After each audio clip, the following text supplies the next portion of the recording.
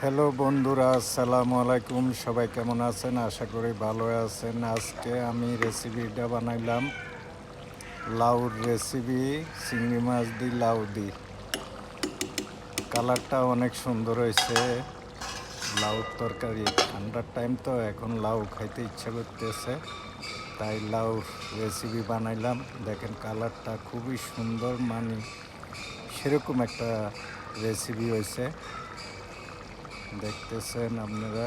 এরপরে বানাইলাম চিংড়ি মাছের ভর্তা। দেখেন গাইস, খুব সুন্দর চিংড়ি মাছের ভর্তাটাও সেরকম একটা কালার হয়েছে এবং কি টেস্টটাও অনেক ভালো হয়েছে। এখান দিয়ে আবার বানাইলাম ভাত ছড়াইলাম। এই যে আমার ভাতও হইতে আছে রেডি।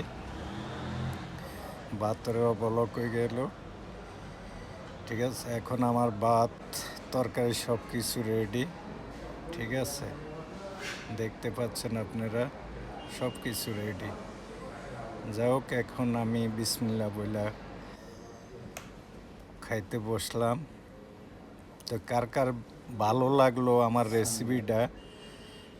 যদি ভালো লাগে অবশ্যই আমার লাইক, শেয়ার, কমেন্ট করে জানাইবেন, ঠিক আছে। সবাই জানাইবেন কেমন হইলো রেসিপিটা। সেই স্বাদ, অনেক টেস্ট হয়েছে।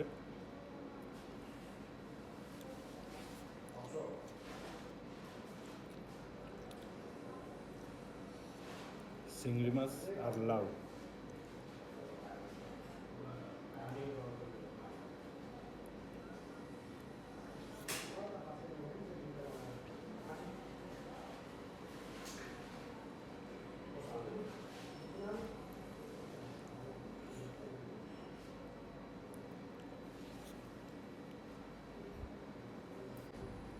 সবাই ভালো থাকবেন।